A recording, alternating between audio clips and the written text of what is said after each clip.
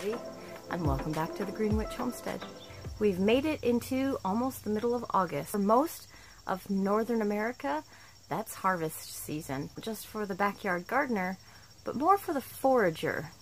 This is the time where wild foragers really gear up and start finding their good harvests. Most of the mushrooms are starting to come out, a lot of the fruits and nuts and berries are about ready. Today I want to talk on two completely different plants that very often, unfortunately, get mistaken for each other. The plants I'm referring to are Polk and Elderberry. One is extremely coveted by most wild foragers for its medicinal properties, as well as for making jams, jellies, wines, cordials. You can do a lot with elderberry. Polk, on the other hand, it's a little more dangerous. The reason I'm making this video today is because Polk plant gets very often confused with elderberry.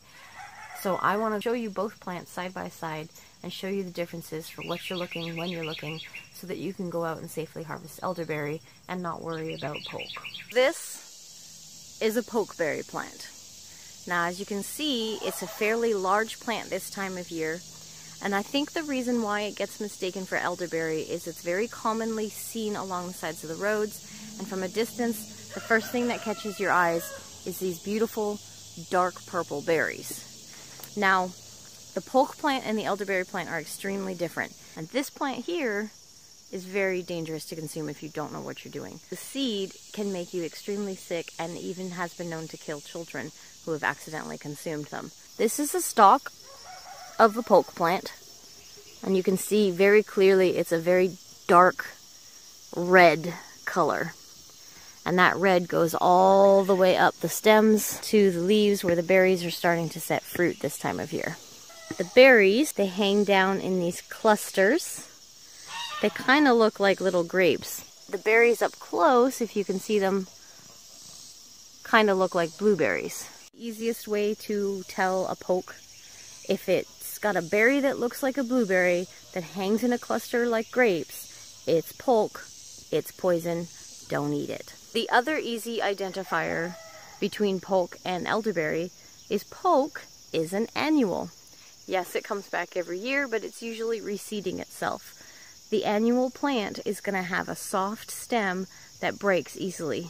Now, I don't recommend actually breaking it with your hands because the sap is going to be toxic, and if you get it into your mouth, it's going to make you sick. But you can take a stick and push the plant over. If the stem is red and it breaks and is hollow, it's Polk. Don't eat it. I'm sure a lot of us have heard the different arguments and conversations about Polk plants. Oh, I eat it all the time. Oh, my grandparents eat it. Yes. Polk is a very large part of Southern culture and Appalachian culture. The Polk plant has been consumed traditionally by many people in the United States over centuries. However, the reason that I personally don't recommend it is because, as I said, once the plant reaches its mature stage, it does contain toxins that will make you sick and could severely injure or kill small children. It's not one to mess with if you don't know what you're doing.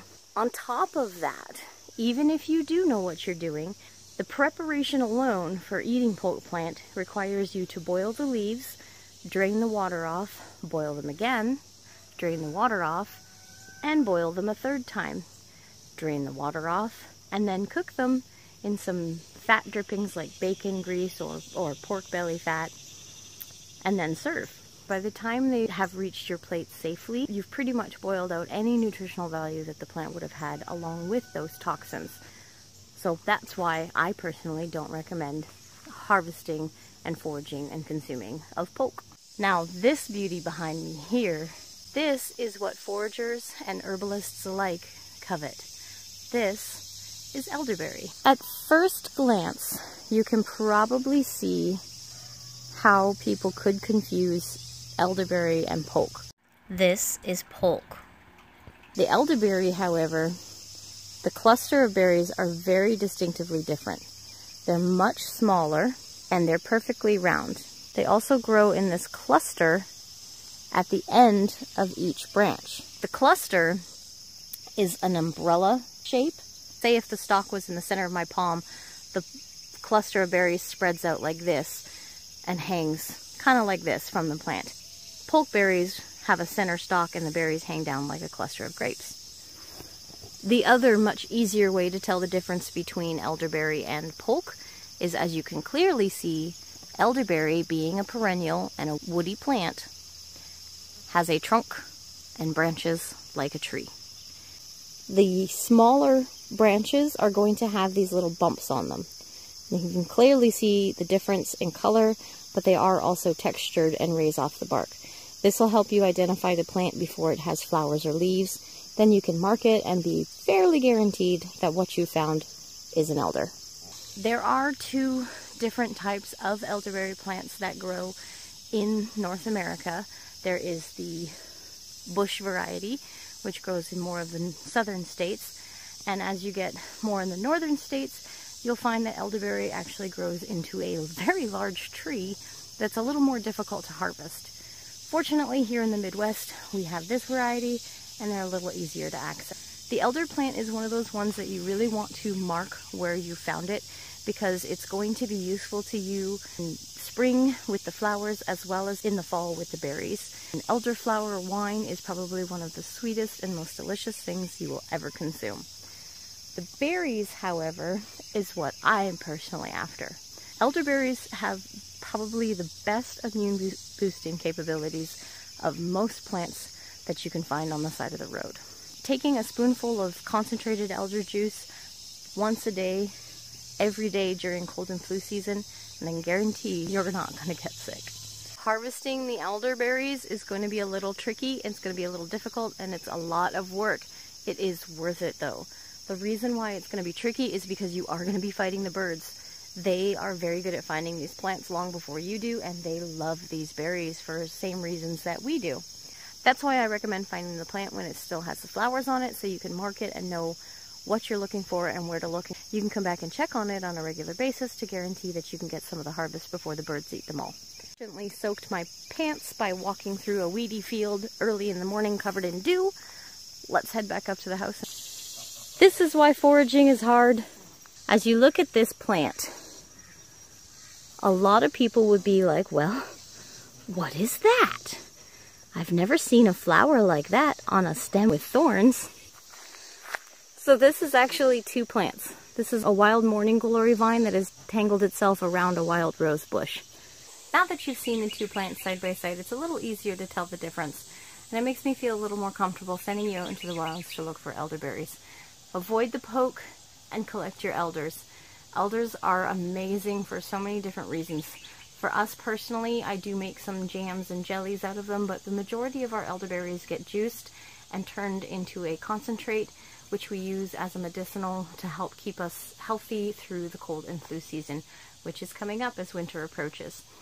Elderberries have a compound in them that boosts your immune system. The elder leaves and bark also can be used in a combination with some other plants for a good cure for poison ivy.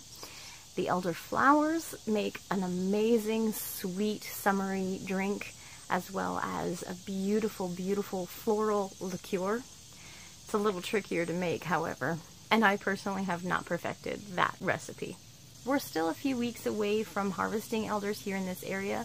The plant that I showed you is my indicator plant, so it gets a lot of sun and really good drainage, so it tends to be the first elderberry in our area to ripen. Once I start seeing the purple fruits on that one, that's when I start going to my other areas and the larger patches of elders and start checking them. I do fully intend on doing a video on the harvesting and processing of the elderberries to take you guys along with us and teach you on how to make that. Elderberry syrup is a staple in our medicinal cabinet here on the homestead. I hope you guys learned something today, and as you start to take a walk around your local wildlife areas looking for different types of medicinals and edible plants, be sure to stay safe and keep in mind the differences between elderberries and pokeberries. Don't be afraid to ask. If you're not comfortable, don't eat it. I hope you guys all have a wonderful day, and thank you so much for watching.